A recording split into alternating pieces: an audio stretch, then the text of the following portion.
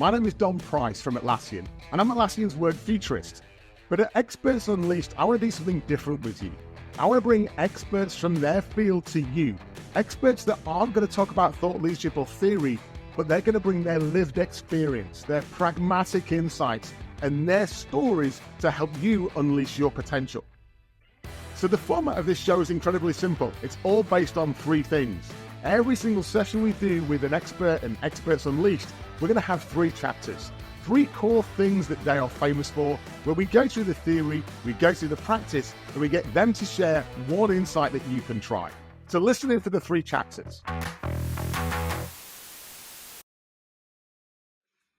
Hello and welcome to another episode of Season 2 of Experts Unleashed. My name is Don Price, work futurist at Atlassian. And Experts Unleashed is our show where we take thought leadership, we pop it out the window because there's no need for it in 2025. And instead we bring genuine experts in their fields, experts with lived experience, pragmatism, insights to share with you. Now, I'm joining you today from the land in Sydney, the land of the Gadigal people of the Eora Nation.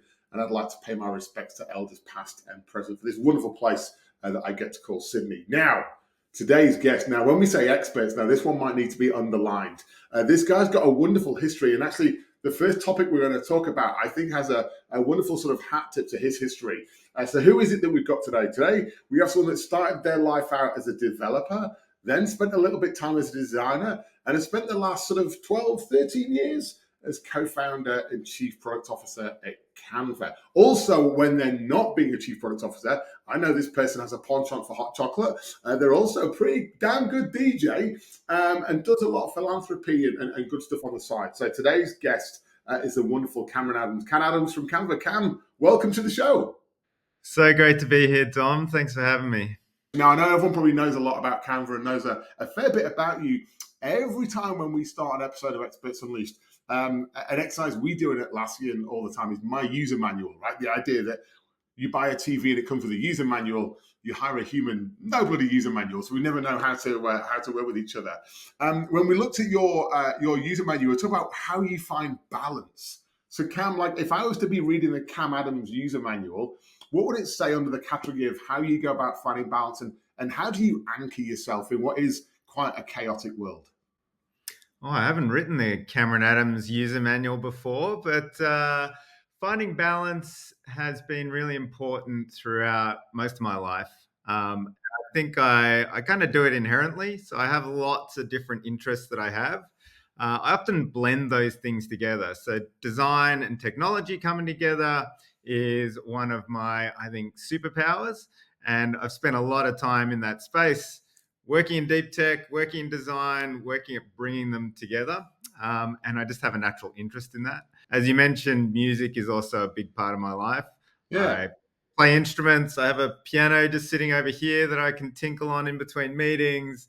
I have the DJ decks over there and I bring them out for Canva parties. So I think like bringing the richness of your life into every part of it, not necessarily separating things, but incorporating them into the work that you do, incorporating your work into the pastimes that you have. Like it's a big, rich melting pot for me. So I maintain balance that way. Yeah. Unlike the DJing and the instruments, is that you as a performer? Are you naturally a performer, or is that more you just a different headspace and concentration, or is it sort of cathartic and almost sort of like mindfulness? Like what does it give you? On the piano, it's a very insular thing. So Right. I actually hate performing piano in front of people, but playing it for myself and just getting deep into a piece and kind of just being, you get that focus, you get in the flow, you don't have to think about much, and you're just kind of expressing just for yourself. Whereas the DJing, you can't really DJ if you're not doing it for people. So that's very much a performance thing. And for me, it's about getting a group of people together to just have a good time, to like break down barriers, break down walls, connect with each other, not necessarily verbally, but there's something that happens on the dance floor that really brings a group of people together. So I really enjoy that. So yeah, it's quite different expressions of creativity. Expressions. There's quite a lot of expression there. Have you always been like, if you look at the DJing, have you always been comfortable and confident doing that kind of thing, or is that something that you've sort of grown, a muscle you've grown over time? Definitely grown. As with anything that you start with, or at least for me, you're not going to be confident showing it off to the public for a while. So I cut my teeth actually at a university radio station, and they had a pair of decks. I bought my records, and I'd take them into the radio station to practice and gradually build up. And I think it was about a year before I had my first real gig, which was a bit of a train wreck.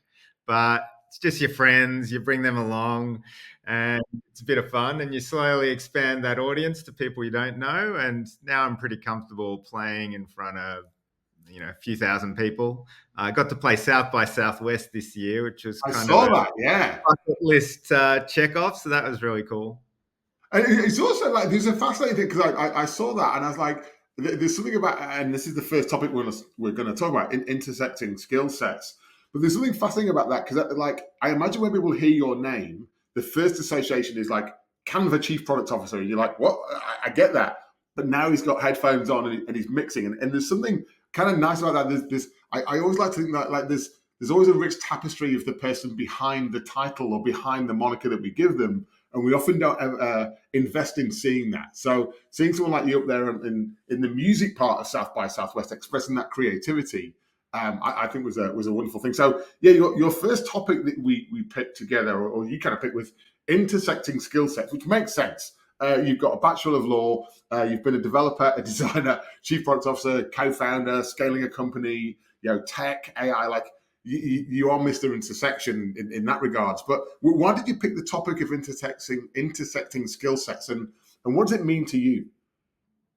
I think it's been massively important in my life, bringing different things together. But when I look at the history of innovation, well beyond Canva, well beyond even software, it's always about these collisions between things, about bringing two ideas that didn't necessarily sit together and then situating them in a way that people hadn't thought of before. This is true of software. It is true of things like the iPod. It's true of personal computers and well beyond even the digital era. Having this one brilliant idea that is entirely self-contained is not really what innovation is about. It's about mixing and matching things together. And I think having different perspectives, being able to see this thing over there and this thing over there, and then put them together, is where so much of the magic of innovation happens. I've been fortunate to be able to do that from different perspectives in my life, but we also think about it in terms of teams. When you're team together at a tech company like Canva, you need people with different perspectives. You need that designer, you need that product manager, you need that engineer, but you also need that designer who is also a writer, and that product manager who is also running their soap business on the weekend, because like that diversity of ideas and this ability to pull things from different places, which allows you to construct something that is interesting and unique. And like I imagine, like 99% of our viewers and listeners right now are going, I completely agree with you. How do you do that? It's one of those. It's a topic I've been fascinated about my entire career. Is that collision of diversity of thought, when done well, yields way better dividends, right? I'm sold on that. It also sometimes feels like a massive tax when you get those different people coming together. As a leader, that's way harder to manage, right? Because you've got different opinions, very different passion points, different perspectives. So wearing your sort of leadership hat, when you're forming those teams, how do you go about setting them up so that those collisions are for good and not for evil? Well, I think you can do it in a bunch of ways. Firstly, you need to focus on the individuals. So, like looking at each of the people and making sure that you are bringing in people who have that rich background and have their own intersecting skill sets within them. And you can obviously do that through the interview process. The type of people we attract at Canva kind of see that in the company, and they naturally gravitate towards it. So I also think it's a very cultural thing that you build from the foundations up to encourage people to have interests, side hustles, to be that rich person and to bring it to work with them and use that to express their product ideas. So I think that's the first way that you do it. And then once you got the individual sorted out, you then also need to think about your processes that you have throughout the company. So lots of companies are run in different ways: top down, bottom up, sideways in. Ideas come from anywhere. Ideas only come from one person. And again, it's the kind of the culture of the company and the mold that you set. Here at Canva, we encourage ideas from anywhere. That doesn't mean that every idea comes from anywhere, but fostering that ability for people to firstly explore, have the time, bandwidth to do that in their job is really important. And then give them the pathways to take that idea that they hacked together on the weekend or as an alternative to a solution that the whole team was talking about, give them the pathways to express that, get it in front of the right people, and then have it assessed as to whether we're going to back it or whether we believe in something else and we want to go in a different direction. And people also have to realize that every idea they put up isn't going to go ahead. Yeah. It's a very egalitarian give and take culture and process. But I think we've done that really well. You can do it. I know at Atlassian you have. I'm not sure you're allowed to call them this anymore, but FedEx days, but like hackathons. No, we got a nice cease and desist from FedEx. It's been ship it for a while now. We're way less contentious. We sidestepped that and we just called it the normal hackathon. So we have hackathons throughout the year where it's the formal time where you can throw things out and see where they stick. But we also encourage each of our teams to figure out their cadences as well. So it doesn't have to be a company-wide thing. It can be this team of 6 people over there who are just keen to put down their normal tools for a week and look at customer segments, look at technology, put all their ideas on a whiteboard, and then bring them together into new product things that they might want to bring to market. There's like so many different levers you can pull to foster that, and picking the right tools that you need for your organization is the key. Well, I like the nuance there, the right tools, like the plural. Like if I think about how we've evolved it at Atlassian, and we've always had ship it, but even that's changed as we've gone distributed as a workforce. That's changed, and it still exists in its spirit, but it's evolved how it works. For the last few years, we've had a program called Point A, which is that specific innovation program to almost create founders within Atlassian who have specific product ideas, and how do we nurture them through and give them the right support and advisory and guidance and stuff, and then how do we avoid the organ rejection of mothership going, I don't want to accept that new idea because everything has to be done a certain way. So it's very rare that there's a single solution, I find, to this. The element I'd love to pick on a little bit more is that cultural element. I think it's sometimes people use it in a blasé fashion without truly understanding that when you've got that culture right, this is real. It's not pretend. It's not a dance. And when you don't, I've seen quite a lot of innovation theatre in my time. They do the hackathon, or they do the stuff, or they have the innovation room. There's a large bank in Australia that has the innovation space. No one goes in there to innovate. That's for PR purposes. How over your years, what have you had to do to keep this real and keep these collisions as somewhat organic and free flowing, right, rather than constrained and process driven and maybe the theatrical side we sometimes see? I think there's been a lot of research done into trust and safety within teams. And I think that's a really critical thing to foster, because if you're in an unsafe, untrusting environment, innovation is never going to flourish. People aren't going to want to put their ideas forward because they know they'll be smacked down, they'll be yelled at, they'll be put under something else because they're misbehaving. So creating that trust and safety at all levels through the company, in your atomic teams, in your bigger groups, across the company itself, is really critical.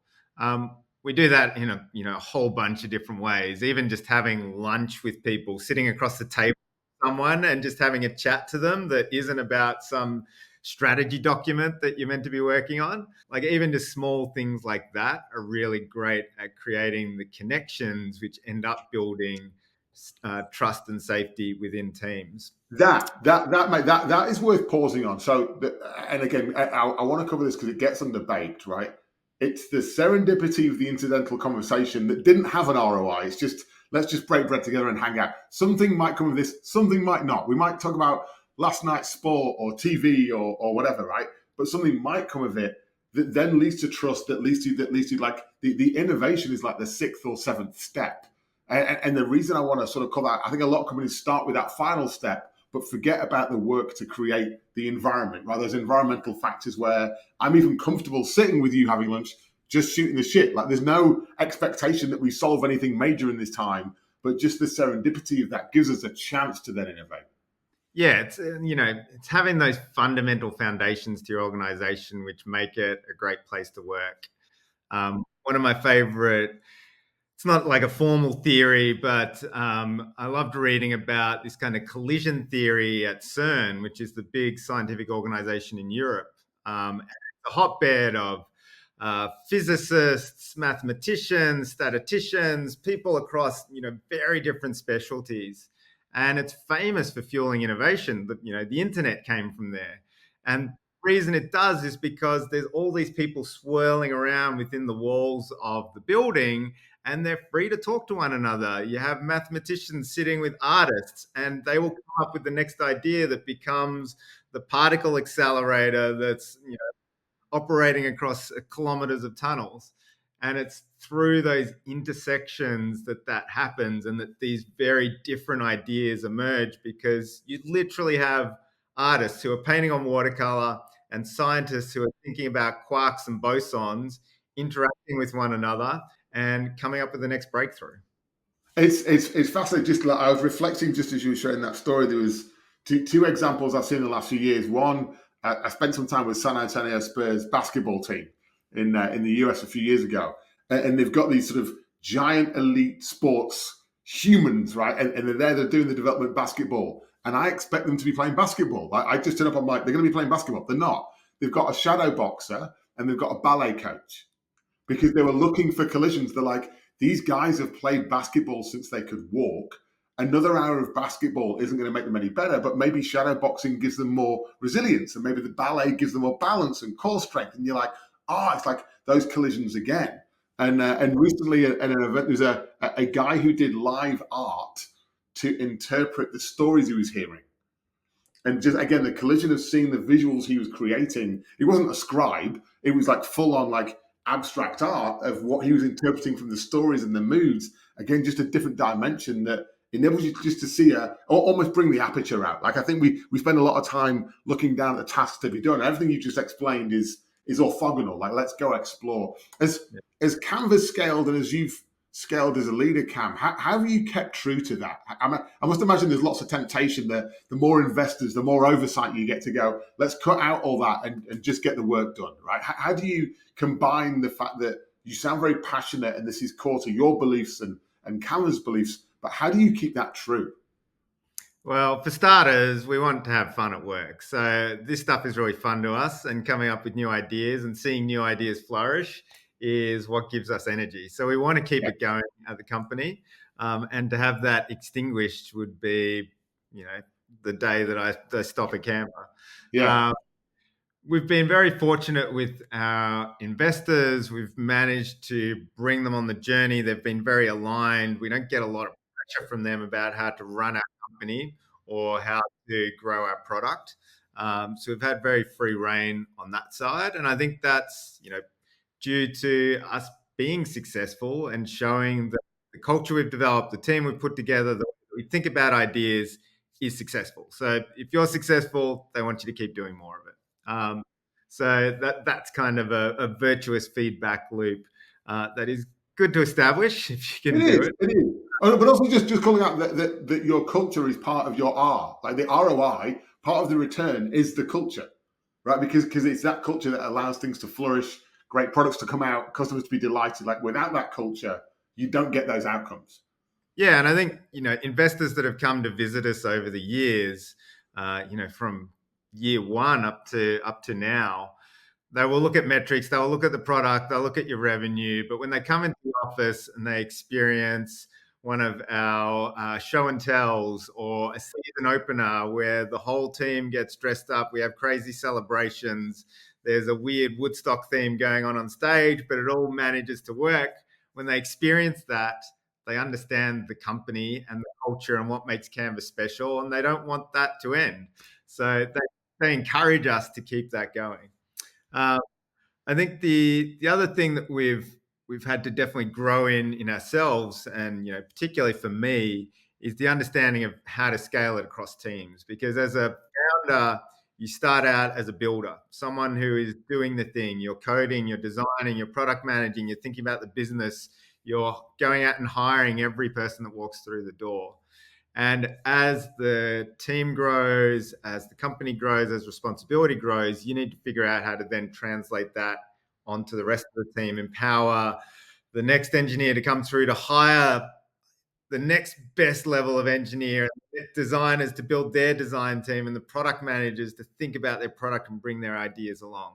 So for me, that has been a massive learning curve, is inspiring others to do what we want to do and what we talk about. And I've had many ups and downs. I think I'm okay at it now, but it's something I'm constantly learning It's about. never ending. It's a never ending. Before we're gonna topic 2 is about scaling gracefully.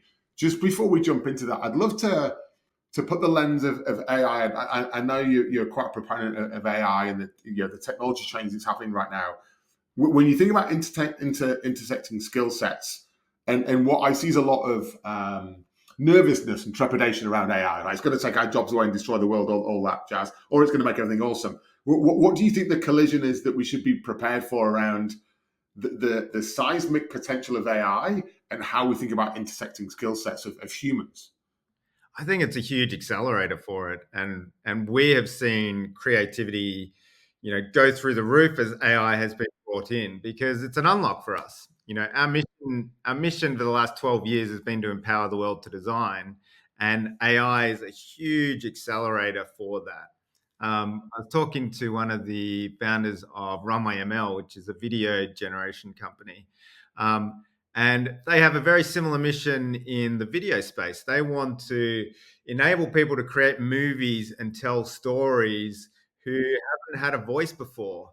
They're talking about dentists in Venezuela who can now produce cinematic level movies that just wasn't possible for them before. So you're unlocking this new audience, giving them a way to tell their story, giving creators access to diverse content rather than just stuff that's coming out of Hollywood.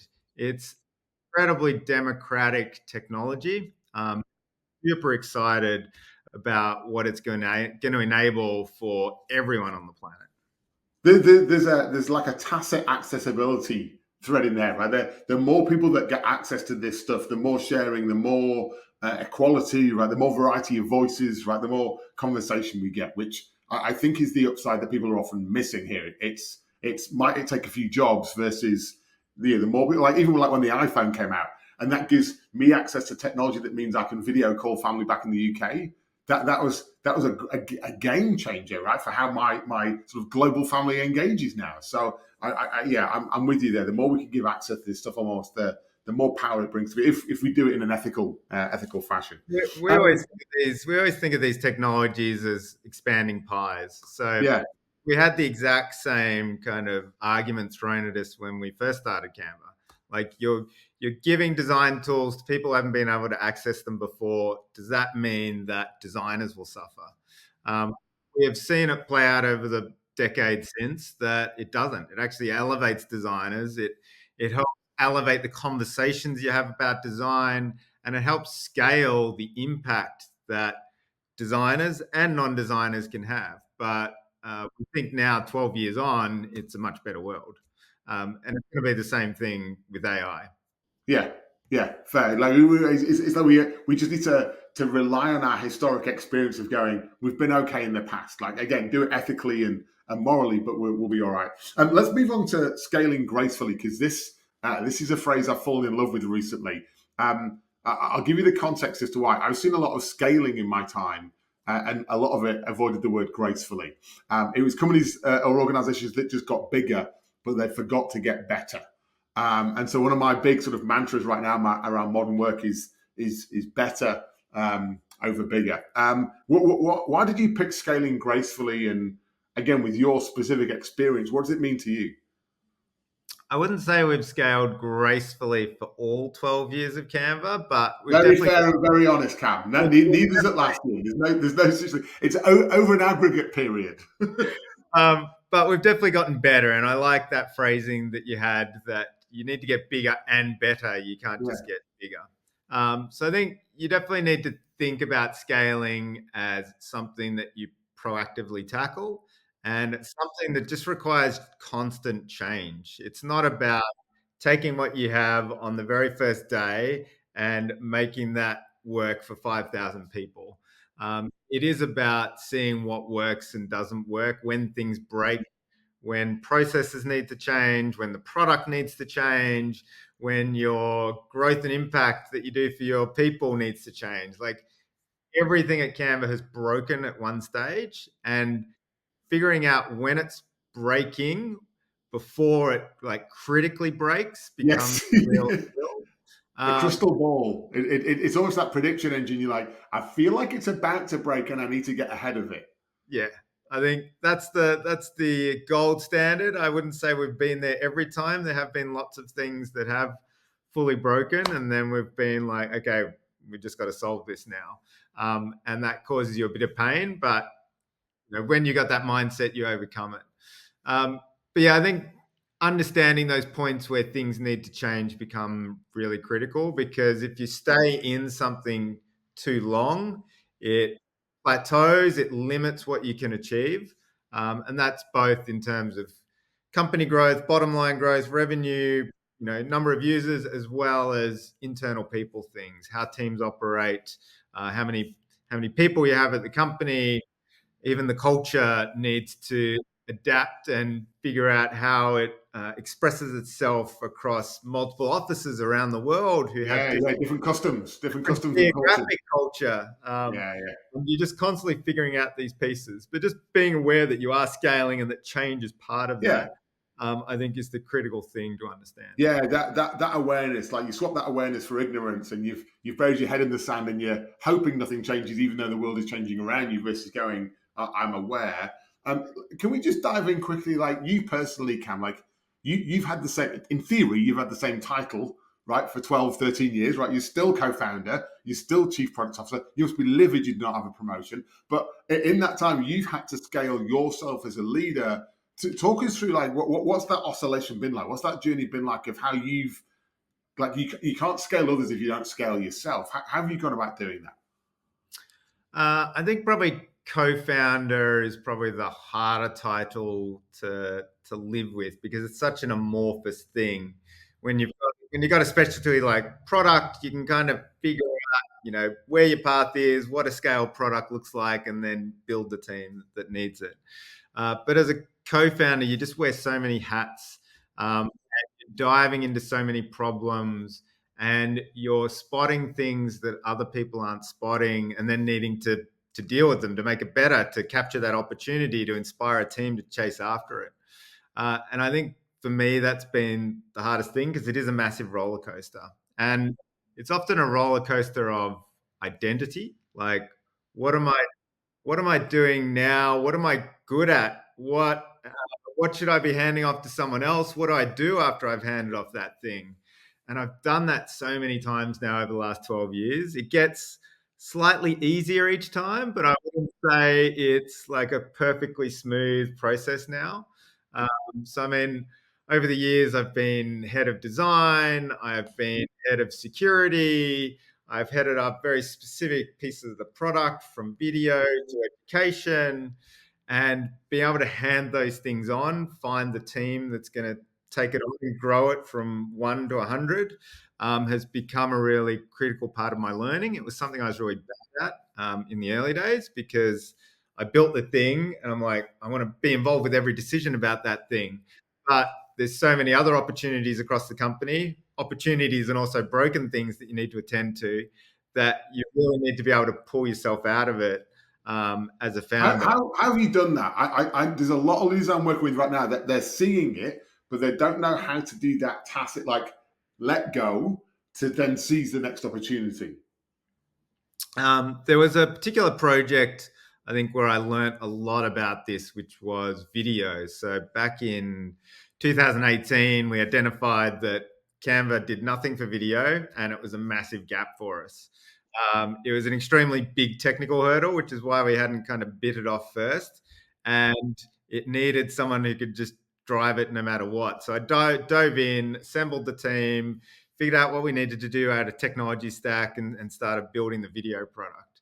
I was leading that for the next close to 3 years, and it was quite difficult for me because I was very deep in with the team, making lots of decisions and needing to be there to understand the context of those decisions, which meant that I couldn't think about anything else. I couldn't think about how the product team was going, how these other parts of the product were faring, how the broader company culture was, what our sustainability plan was, like all these other things across the company.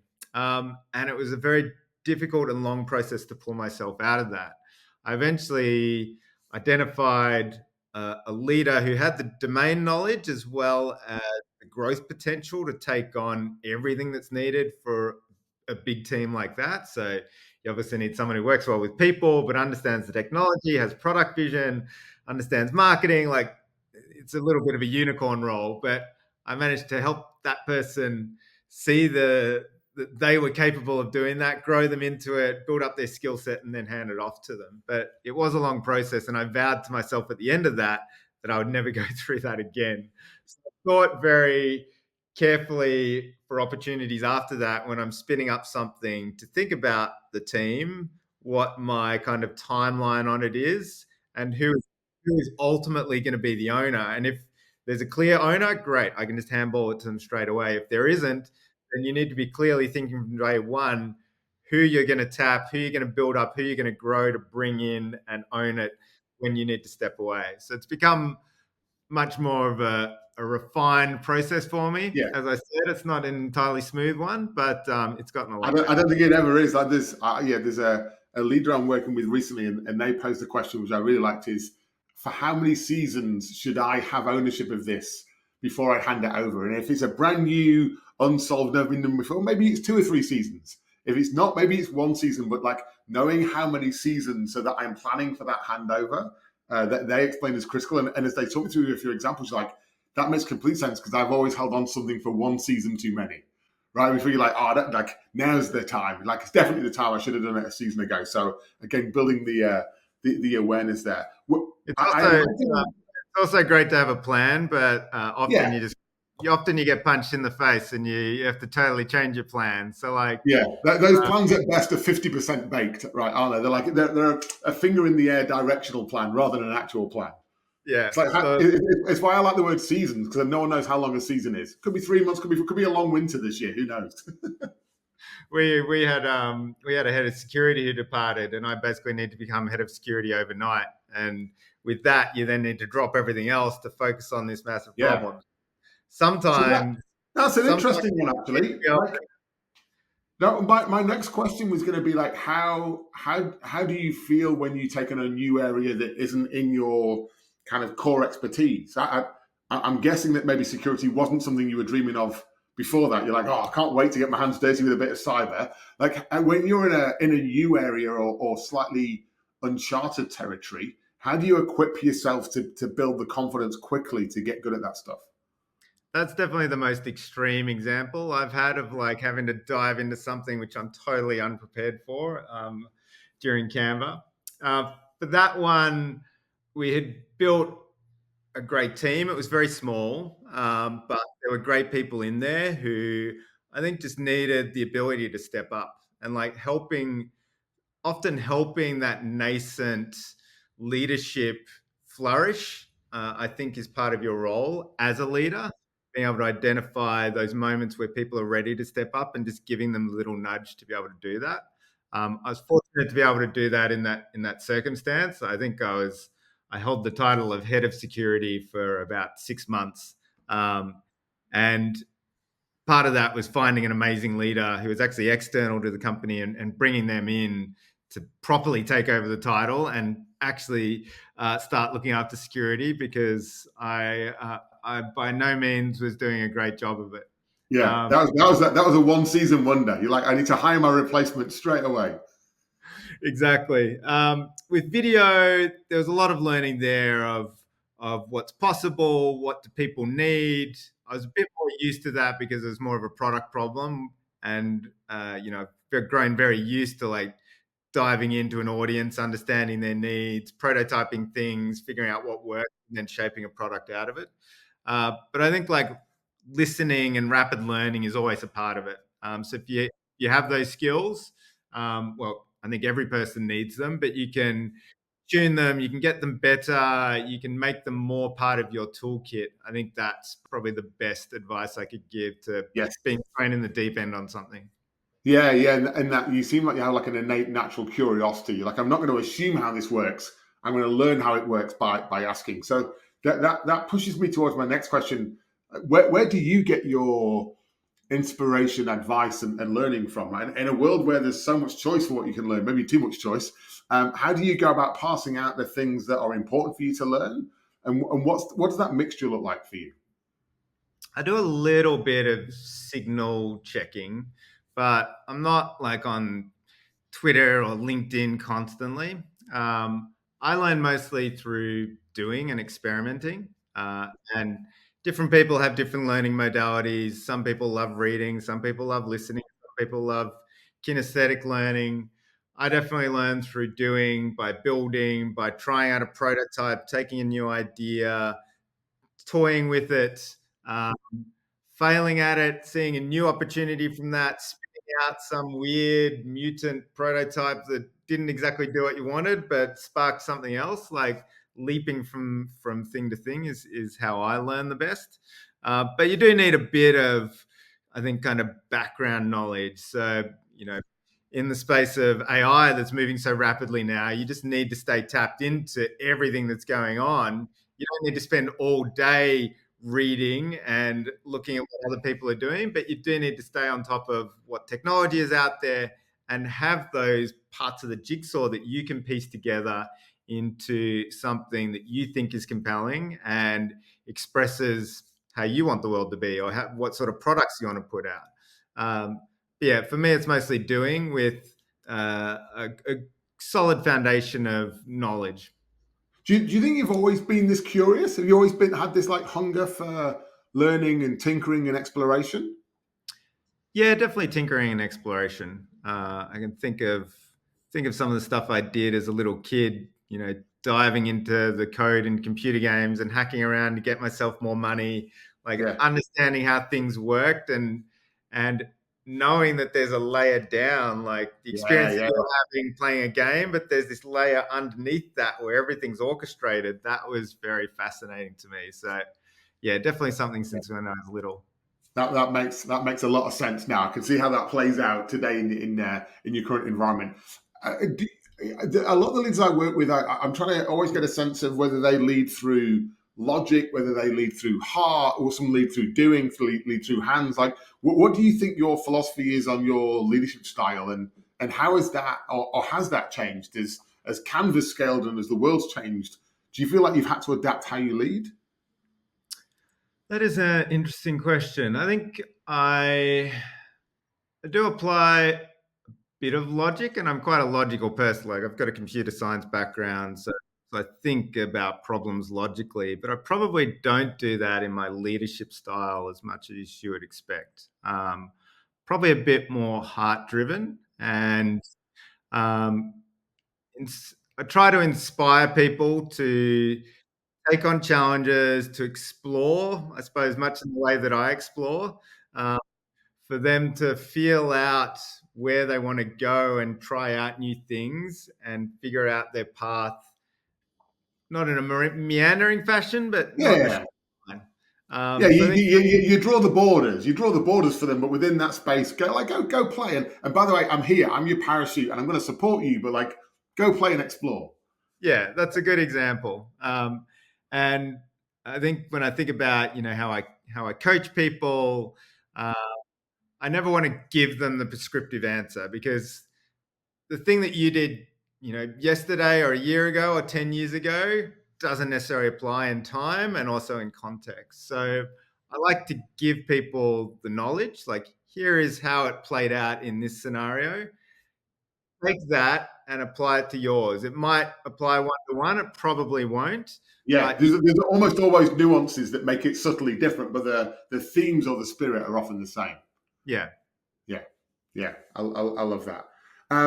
If there was one, I've talked about a lot of topics there under scaling gracefully.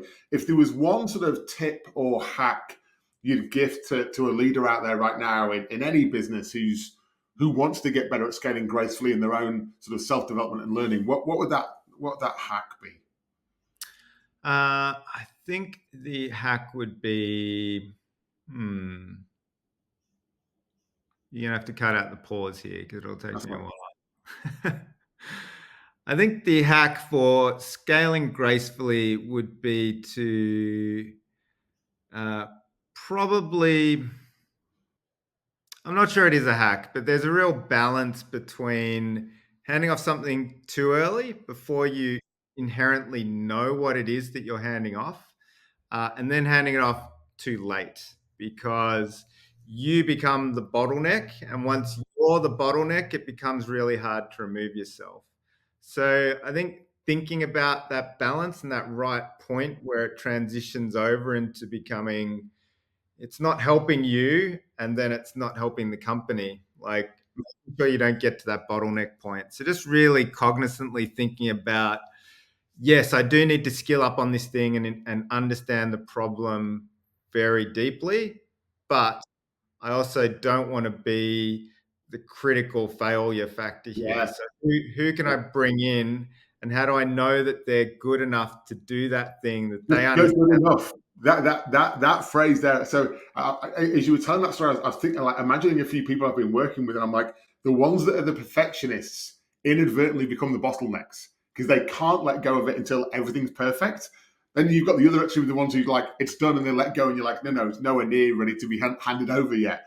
That nice sort of colourful grey area in the middle where it's not fully formed, but you need to hand it over. That's a great leadership hack because I think the secret there is when you hack that well, you're then in an opportunity rich environment where you're giving yourself space and time and freedom to go and do something different.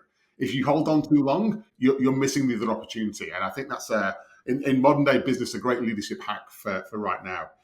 There's an Um, article. There's an article that we refer everyone at Canva to. In fact, I mention it in my onboarding session with every person that joins Canva, and that's giving away your Lego, which yeah, is really understanding that you need to give up what you're good at to someone else in order for you to move on to the next level of impact. But yeah, knowing that moment of when to give away your Lego is just as important as giving away the Lego itself. So that's something we really encourage I people to like that analogy.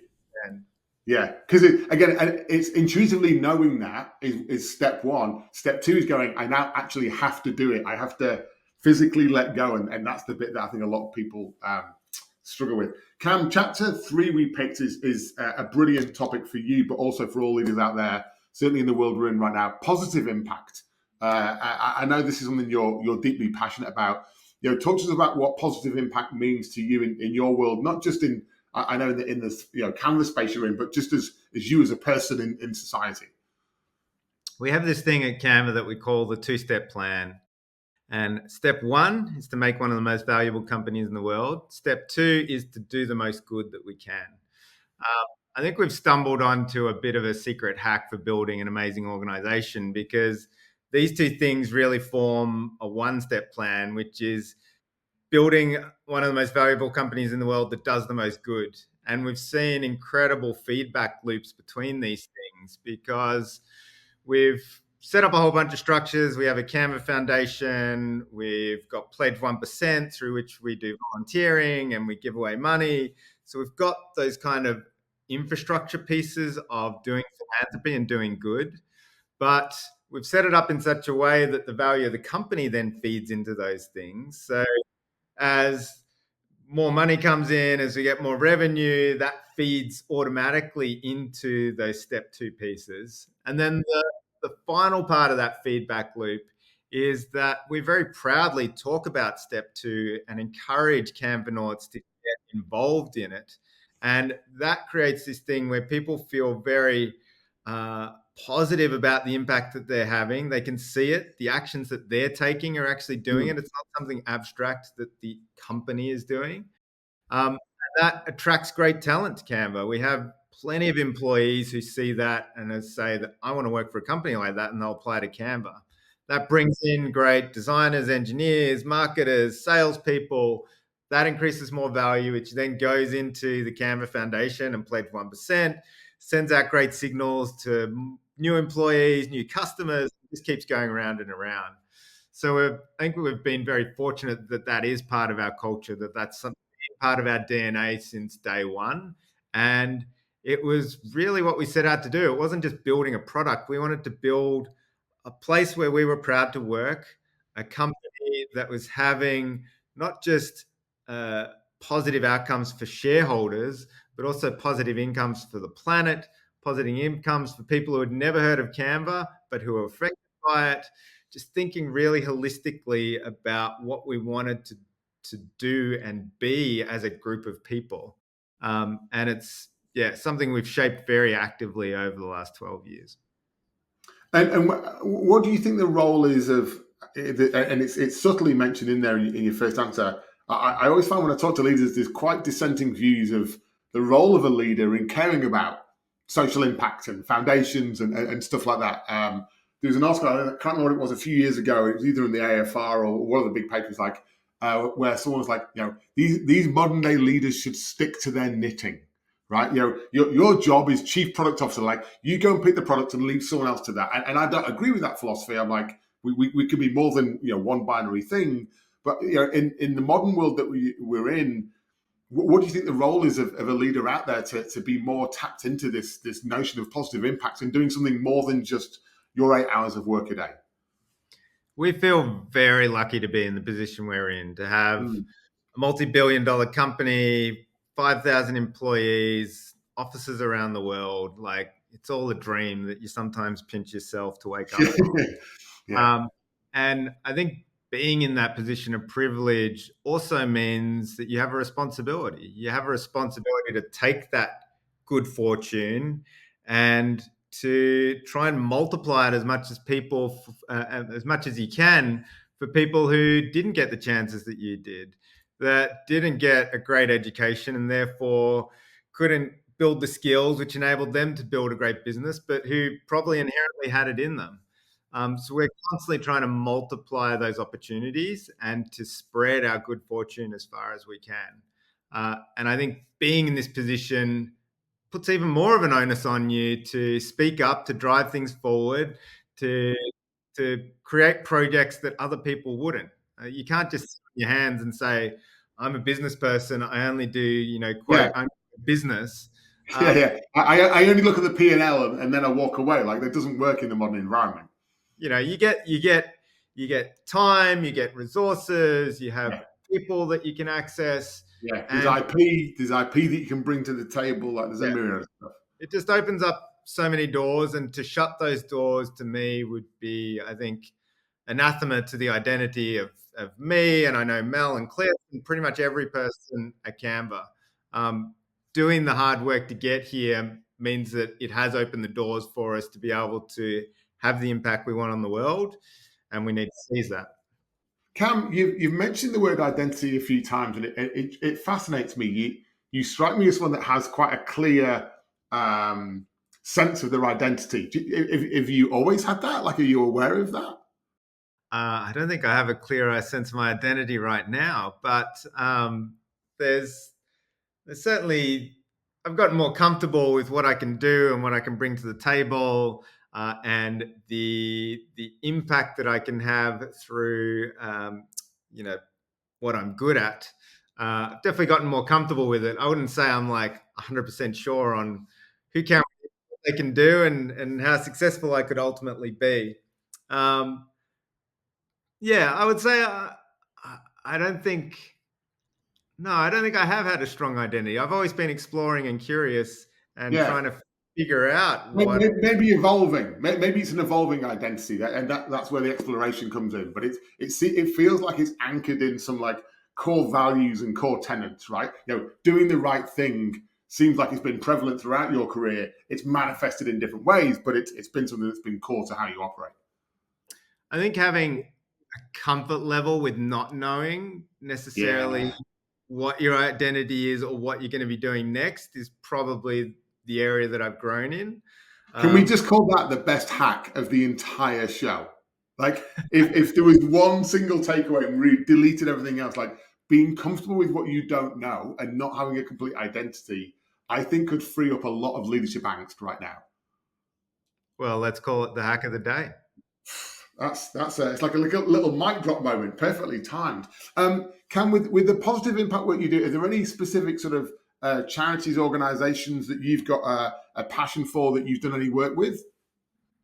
So with Canva, we focus a lot on human outcomes. So the Canva Foundation focuses a lot on people who don't have access to the basic needs that they need, whether that's water, food to feed themselves, access to great employment. And we do a lot of work with an organization called Give Directly, who have been pioneers in the field of direct cash grants.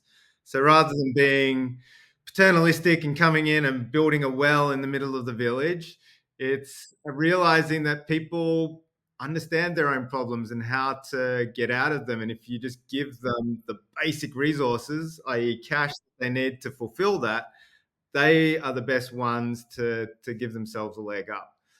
So we've actually deployed close to $30 million now with Give Directly, particularly in a place called Malawi. So we're kind of using it as a test bed where if we deploy enough cash in there to enough people, it will help the whole society uplift itself.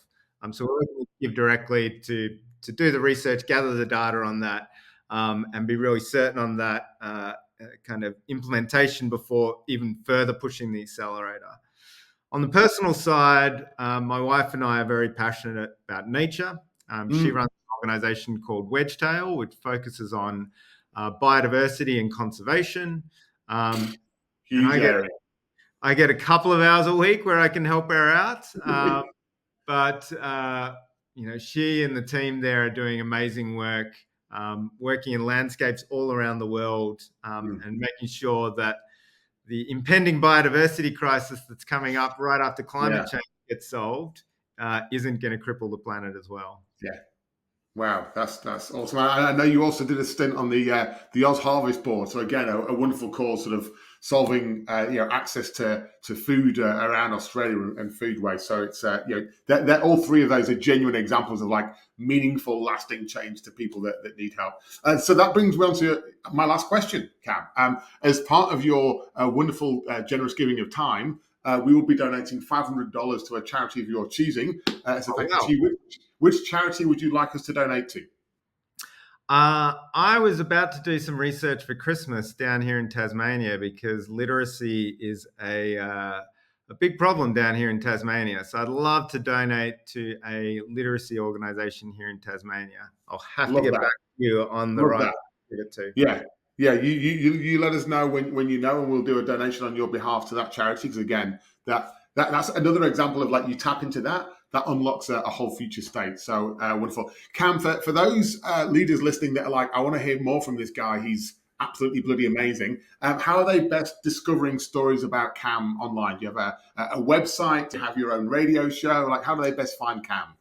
I have an infrequent blog I post on called themaninblue.com. So go there if you want to either read about product and leadership or hear my latest DJ mix. I also am frequently post on Twitter nowadays. I've kind of turned off it since the platform changed. I do have a Mastodon, but who the hell's on Mastodon anymore? Otherwise, I think LinkedIn is probably the best place that you can hear some words from me.